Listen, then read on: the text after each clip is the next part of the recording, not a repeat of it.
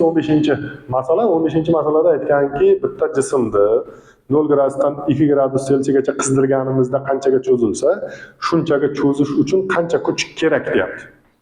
Avval demak mana bu issiqlikdan kengayish formulasini yozib olaman va buni qavsini ochsam mana bu ifoda hosil bo'ladi. Bu ifodadan L0 ni bu yoqqa ayirish qilib o'tkazsam delta L deb beradi. Bu tarafda manolar qoladi. Bu qoldi. Delta L demak alfa L0 T ga teng ekan. T bu yerda keyingi harorat. L0 0 gradus Selsiyadagi uzunlik, L T haroratdagi, ya'ni 2 Selsiyadagi uzunlik.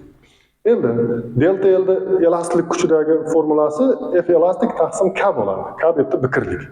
F elastik taqsim K. Tepadagi narsa K bu qism, bu K bilan adashtirib olmang, bu K qism, bu esa biqirlik. Endi masalan sharti to'g'ri kelib qolgan shunaqa. K ni bu yoqqa ko'payish qilib o'tkazsam elastiklik kuchini topaman. Endi shu yerda K bu YS taqsim L0 ekanligini eslaymiz. YS taqsim L0. L0 o'sha haligini uzunligi, purujna uzunligi. L0lar mana qisqarib ketdi. Y alfa S T degan mana bunda ifoda qoldi. Mana shu ifoda bizga demak elastiklik kuchini topish imkonini beradi.